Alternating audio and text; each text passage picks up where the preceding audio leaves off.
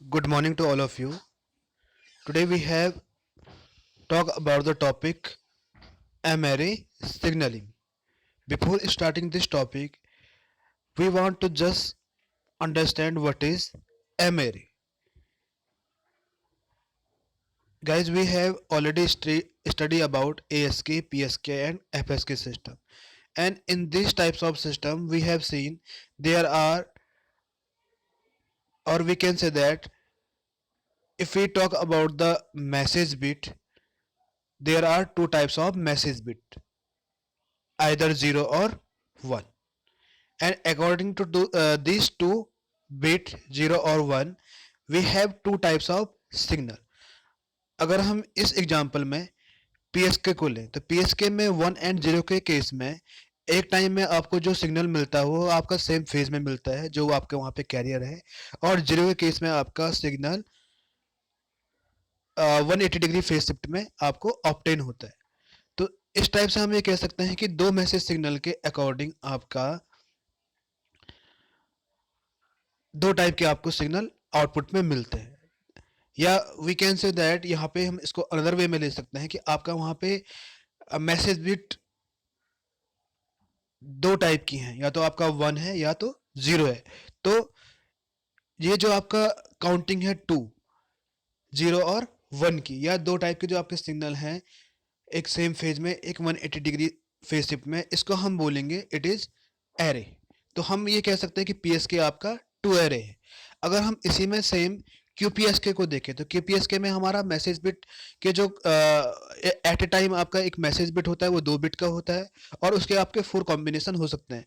That means 00, 01, 10 and 11. That means यहाँ पे आपके 2 बिट के 4 पॉसिबल कॉम्बिनेशन हैं, या आपके 4 टाइप के सिग्नल आपको आउटपुट में मिलते हैं. तो आप क्यूपीएसके को बोल सकते हैं it is a 4 array PSK. तो this is the concept of array.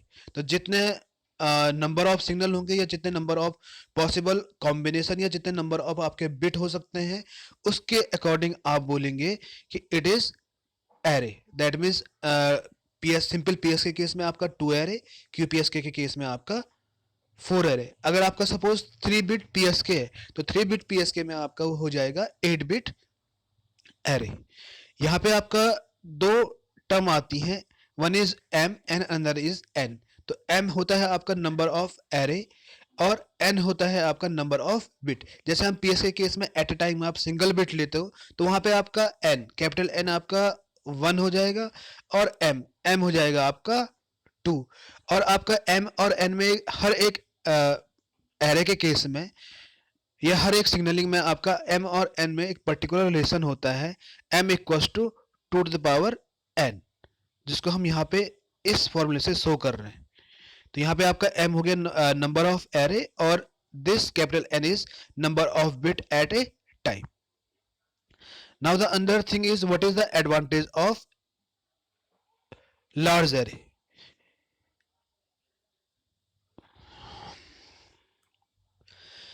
Guys, जब भी हम number of bit at a time बढ़ाते हैं तो डिजिटल कम्युनिकेशन में या डिजिटल कम्युनिकेशन के वे में जो आपके बैंडविड्थ रिक्वायरमेंट होती है वो आपकी लेस हो जाती है. दैट मीन्स अगर हम 2 P S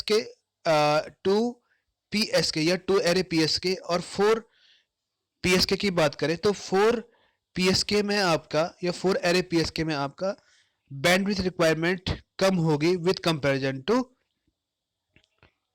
P S K या 2 एरे पी एस के में.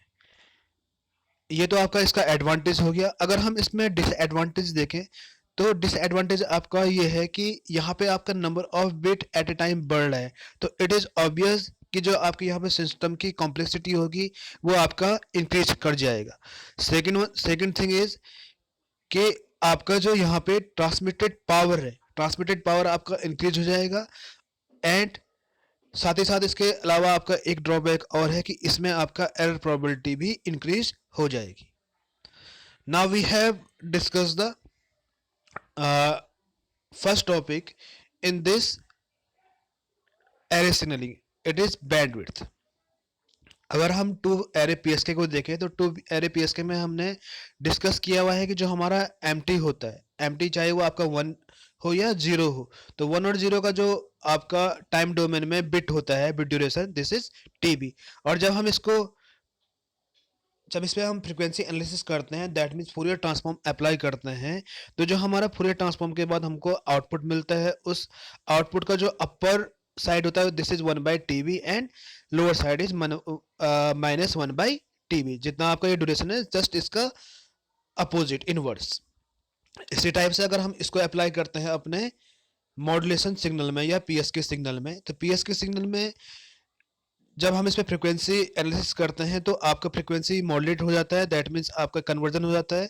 तो जो आपका अपर लिमिट आती है इस फ्रीक्वेंसी का fc plus 1/TB and lower is fc minus 1/TB। अब अगर हम यहाँ पे बैंडविड्थ कैलकुलेट करें अपने सिग्नल की, तो बैंडविड्थ हो जाएगा आपका जो इसका हायर कंपोनेंट है दिस वन माइनस जो इसका लोअर कंपोनेंट दिस वन। तो इस फॉर्मूले से हमारा जो पीएसके की बैंडविड्थ आएगी this is fc plus 1/TB minus fc minus 1/TB। तो यहाँ से अगर आपका सॉल्व होगा तो ये हो जाएगा 2/TB and finally this is equals to 2 into RB। This is the bandwidth of PSK या 2 एरे पीएसके।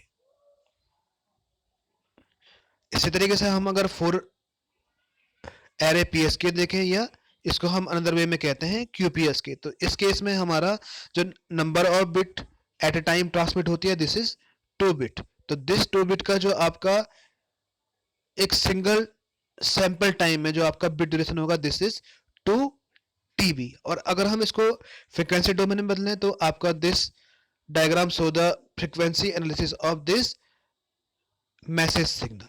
इसी तरीके से अगर हम इसका क्यूपीएसके का एक सिंगल सिग्नल का हम फ्रीक्वेंसी एनालिसिस करें तो दिस इज जो इसकी अपर लिमिट आएगी fc plus 1/2TB and lower limit हो जाएगा आपका fc माइनस 1/2TB।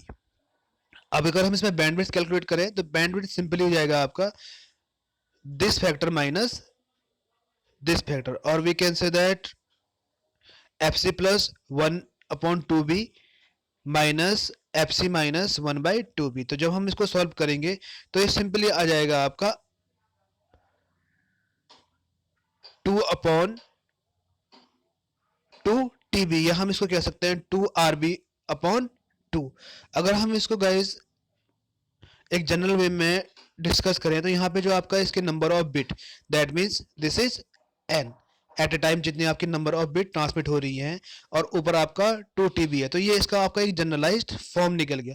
तो यहाँ से हम एम एरे पीएसके का बैंडविड्थ को जनरलाइज कर सकते हैं कि जो हमारा बैंडविड्थ होगा तो बैंडविड्थ एम एरे पीएसके के लिए होता है सिंपल सा formula 2RB/n।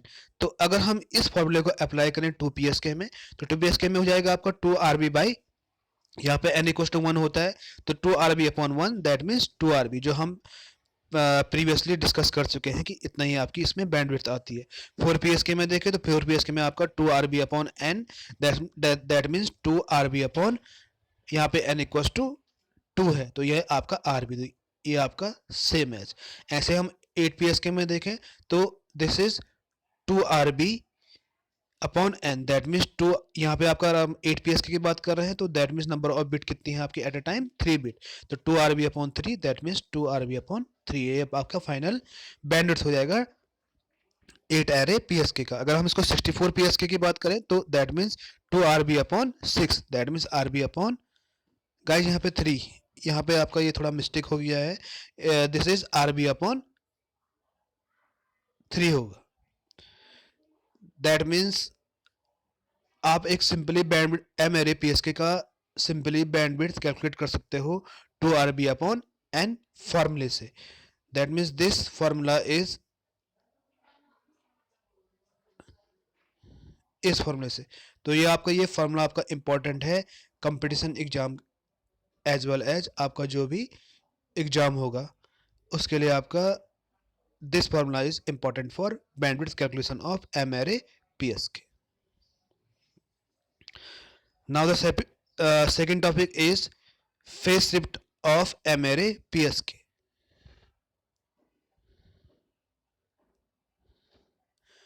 Guys, you know that कि पीएसके केस में बिट के अकॉर्डिंग आपका फेज शिफ्ट होता है। जैसे हम सिंपली टू एरे पीएसके या सिंपल पीएसके की बात करें तो पीएसके में 1 के केस में आपका फेज शिफ्ट 0 होता है और 0 के केस में आपका फेज शिफ्ट 180 डिग्री का हो जाता है। तो इसके लिए भी यहाँ पे एक जनरल फॉर्मूला होता है जिससे आप किसी भी एरे का या किसी भी एरे पीएसके का आप फेज शिफ्ट कैलकुलेट कर सकते हो। This formula is phi equals to 2 pi m, this one. तो इस फॉर्मूले को आप पुट करके किसी भी एरे का आप फेज शिफ्ट निकाल सकते हो। तो यहाँ पे जो आपका m है इस फॉर्मूले में, this is number of array. तो इस फॉर्मूले का अगर हम यूज करें अपने 2 एरे पीएसके में तो this is 2 pi by 2, that means जो आपका फेज शिफ्ट होता है आपका 0 और पाई का होता है। अगर हम 4 एरे पीएसके की बात करें तो 4 एरे पीएसके में हमारा जो दो सिग्नल के बीच में फेज शिफ्ट होता है this is 2 pi by m। यहाँ पे 4 हो जाएगा तो आपका यहाँ पे पाई बाई 2 हो जाएगा। इसी तरीके से आप इस फॉर्मूले को अपना किसी भी एरे पीएसके में यूज कर सकते हैं फेज शिफ्ट कैलकुलेट करने के लिए। Thank you guys.